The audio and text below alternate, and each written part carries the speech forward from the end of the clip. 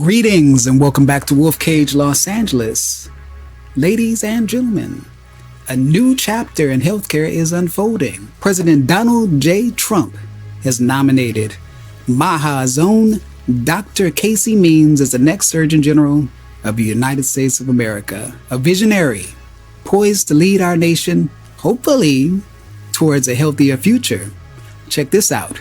The thing that is so imperative for people to understand is that the reasons we're having surgery, the reasons why we're getting sick, the reasons why American competitiveness is plummeting, the reasons why our kids are chronically ill, half of the kids in America are chronically ill, are all from preventable issues. So if you're a doctor who's not spending any time on focusing on that, then unfortunately, for better or worse, you are bankrolling on the problem. Now, some people are asking, who is Dr. Means? Well, Dr. Means is a Stanford-educated physician who, after beginning a surgical residency at Oregon Health and Science University, chose to pivot her career to focus on the root causes of chronic illness. She co-founded Levels, a pioneering health tech company that empowers individuals to monitor their metabolic health through innovative wearable technology. Also, together with her brother, Callie Means, Dr. Means co-authored the best-selling book, Good Energy, which advocates for a proactive approach to health by addressing nutrition, lifestyle, and environmental factors. Their work has been instrumental in shaping the Make America Healthy Again movement, championed by Health and Human Services Secretary Robert F. Kennedy Jr. himself. Over 20% of our GDP is dependent on us not talking about obesity. Honestly, yes. 17% of our GDP goes to healthcare and a huge portion more goes to ultra-processed food. And there is a chokehold on talking about anything that could make people feel empowered to not take part in that system, which depends on us being addicted to processed food and then sick and in the hospital. So the exciting part is that Dr. Means' commitment to holistic health and preventive care, well, that aligns with the MAHA initiatives, the goals to combat chronic diseases through lifestyle and nutrition improvements. Her approach emphasizes the importance of addressing the underlying causes of health issues, aiming to transform our healthcare system into one that prioritizes wellness and prevention over you know what. Bobby really thought she was great. I don't know her. I listened to the recommendation of Bobby. I met her yesterday and once before. She's a very outstanding person, a great academic, actually. So I think she'll be great. Well, of course, we have to always leave a little room for skepticism. But I will say that Dr. Casey Means has the potential to be one of the finest surgeon generals in United States history. And I'm not kidding. Her academic achievements and life's work are absolutely outstanding, especially if you're someone who believes in the MAHA movement.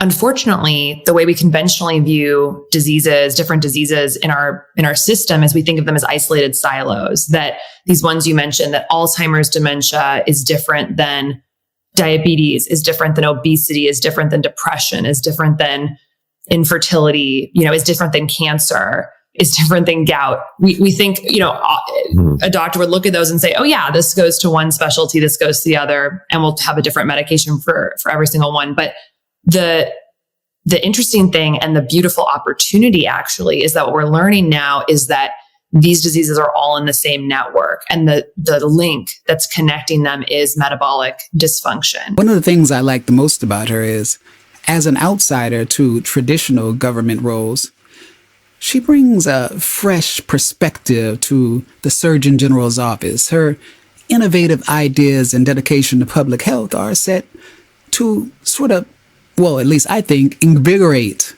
the nation's approach to healthcare, making wellness accessible, making it achievable for all Americans through nutrition, through natural remedies, through health, keeping your body healthy so that you don't have to be in and out of the doctor's office. The reality is we are bodies in the modern industrial urbanized world living in a monumental stew of new toxins that did not exist 50 years ago. Toxins that are psychological, the fact that we're under chronic low-grade stress, addicted to our phones all the time and constantly seeing fear-inducing media, which puts our body in a state of chronic inflammation. We've got 80,000 synthetic toxins in our food, water, air, personal care products, home products that did not exist 100 years ago. We've got EMFs. We've got now over 70 vaccines in the vaccine schedule. It was a fraction of them 50 years ago. We've got 70% of our calories coming from ultra-processed food made in a factory. We have industrial agriculture that's murdering our soil, so we don't have nutrients in our food. We're not exercising. We're inside 93.5% of the day.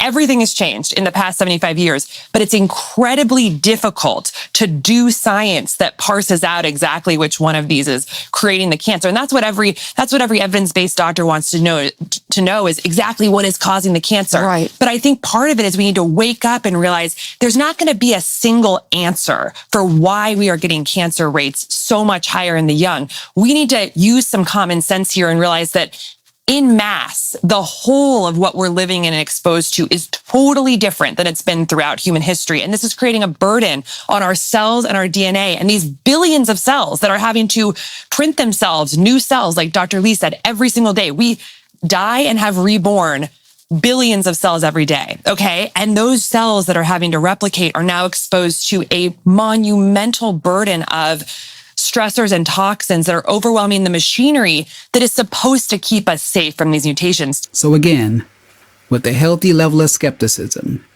I predict that with Dr. Casey Means at the helm, the future of American health looks brighter than ever before. Together, let's embrace this new era of proactive, preventive care and work towards a healthier nation for generations to come. How about that? I should note that Dr. Casey Means' nomination is still subject to Senate confirmation.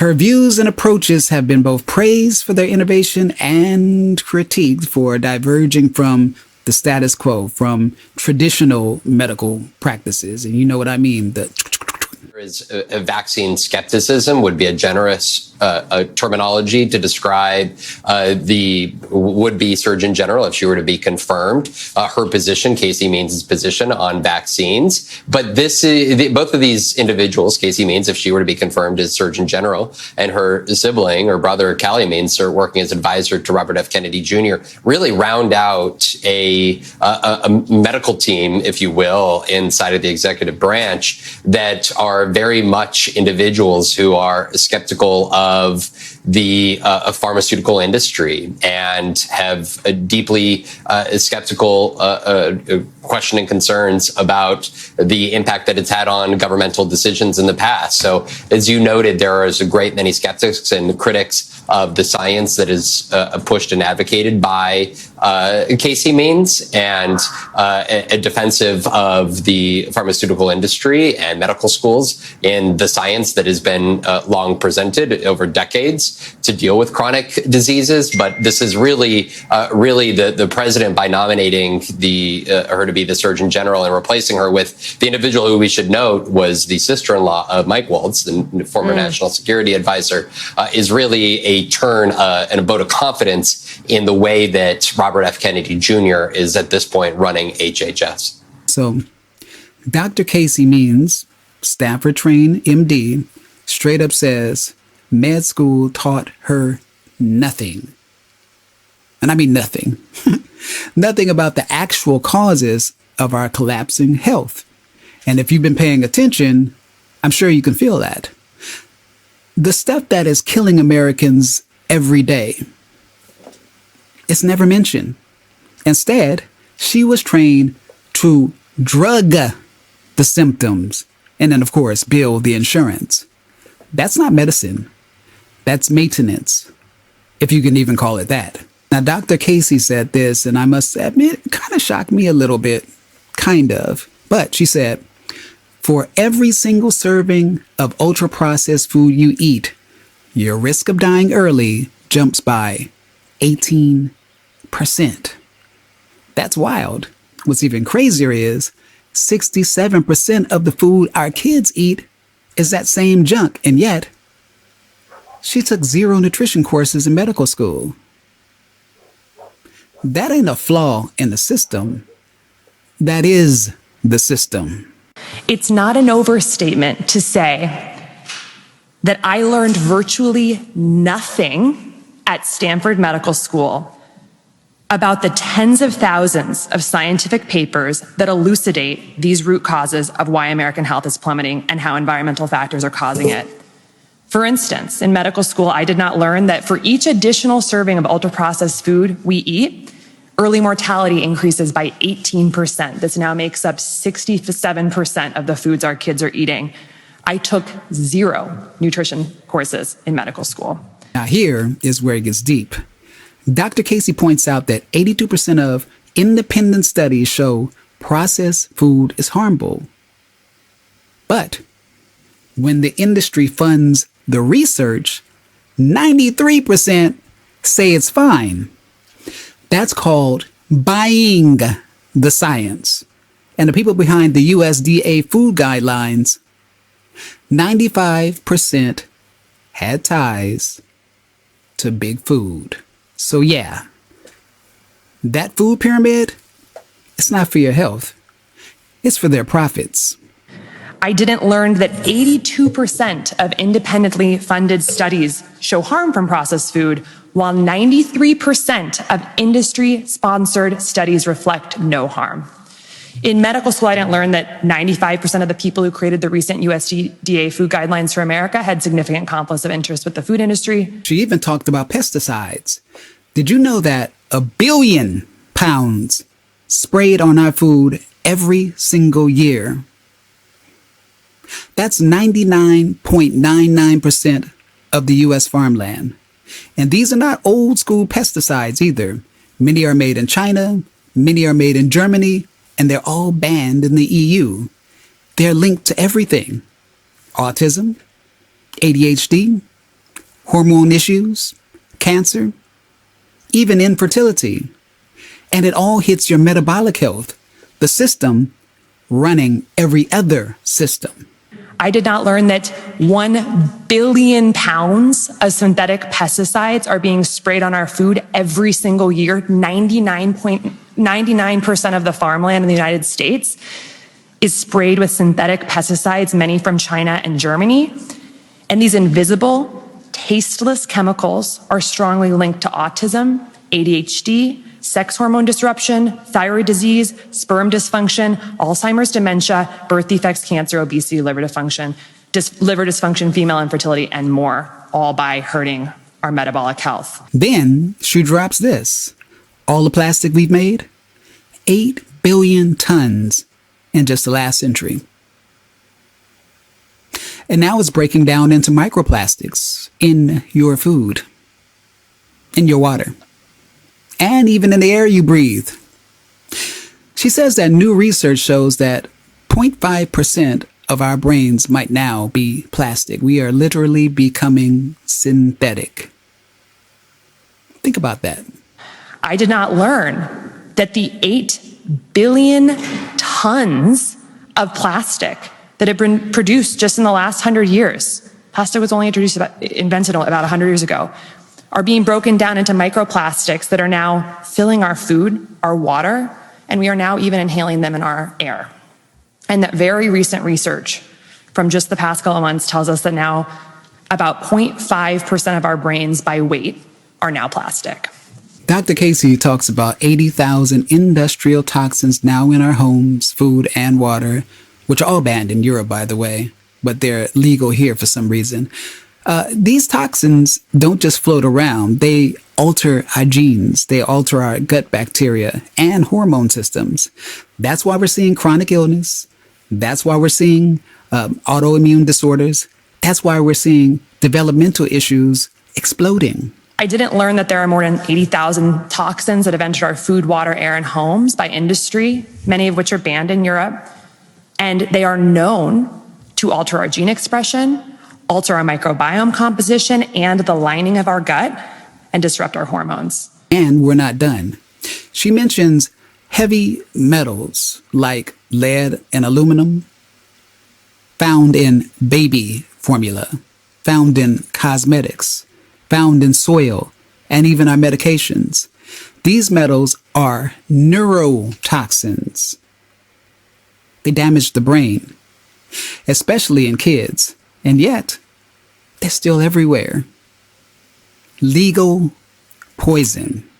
I didn't learn that heavy metals like aluminum and lead are present in our food, our baby formula, personal care products, our soil, and many of the mandated medications like vaccines, and that these metals are neurotoxic and inflammatory. She also touches on fitness, which, as you probably know if you've been to the doctors don't talk about that. She talks about how little we move. The average American only walks about 3,500 steps a day. But just 7,000 steps, that's it, can slash your risk of dementia, diabetes, and cancer by almost half. But no one's talking about that either. No one's prescribing that. What they will do is they'll give you some pills, and you'll have to take those pills for life. I didn't learn that the average American walks a paltry 3,500 steps per day, even though we know, based on science and top journals, that simply walking 7,000 steps a day slashes by 40 to 60% our risk of Alzheimer's, dementia, type 2 diabetes, cancer, and obesity. And get this. Did you know that medical error and medications are now the third leading cause of death in this country?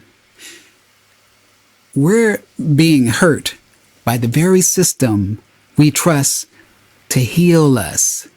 She also says that 5 nights of poor sleep can trigger pre-diabetes. But how often does your doctor ask you about your sleep? I certainly did not learn that medical error and medications are the third leading cause of death in the United States. I didn't learn that just 5 nights of sleep deprivation can induce full-blown prediabetes. I learned nothing about sleep, and we're getting about 20% less sleep on average than we were 100 years ago. Now get this. Now this one really hit me because I have a young son that's just 1 year old. Our kids are getting less time outdoors than prisoners. Adults, 93% of their lives are spent indoors. That is not living. That's environmental prison. She says that our circadian biology, our body clock, is wrecked by being indoors, and that clock controls absolutely every function in our body. I didn't learn that American children are getting less time outdoors now than a maximum security prisoner. And on average, adults spend 93% of their time indoors, even though we know from the science that separation from sunlight destroys our circadian biology, and circadian biology dictates our cellular biology. She names names too. And you know we don't see people naming names too often. She says that the American Diabetes Association, the Academy of Pediatrics, they're taking millions from Coke, from Cadbury, from Moderna. These are the people writing the rules we're supposed to follow. You see the game yet? The foxes are guarding the hen house. I didn't learn that professional organizations that we get our practice guideline from, like the American Diabetes Association and American Academy of Pediatrics, have taken tens of millions of dollars from Coke, Cadbury, processed food companies, and vaccine manufacturers like Moderna.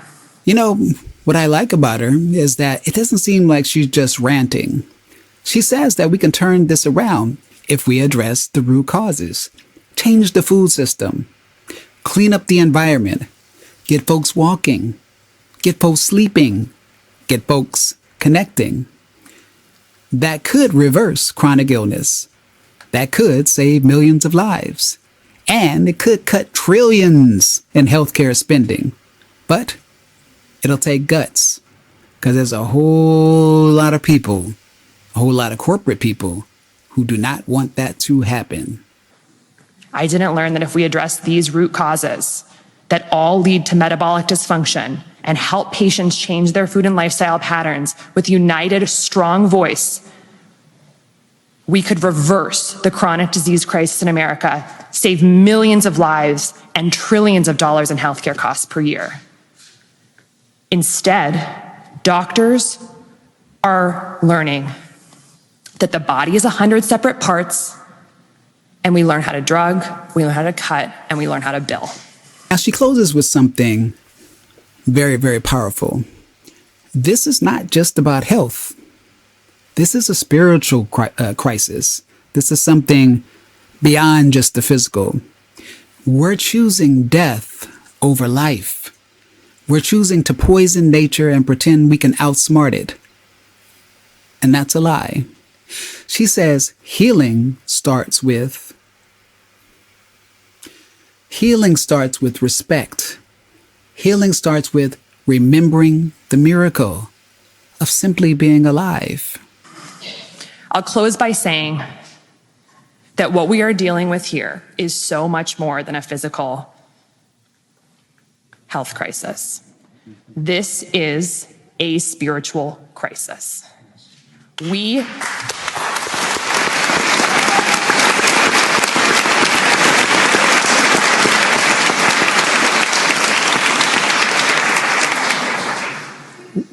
are choosing death over light. We are choosing death over life.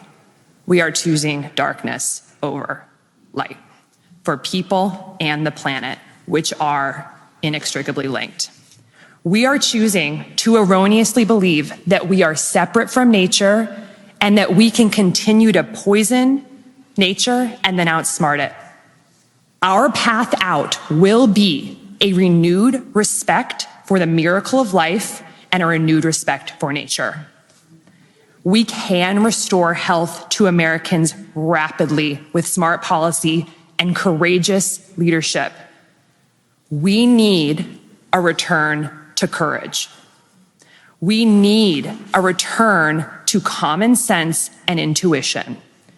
We need a return to awe for the sheer miraculousness of our lives. We need all hands on deck. So here's where I land with this. Dr. Means brought the facts, but we got to bring the fire. This is not conspiracy. This is corruption.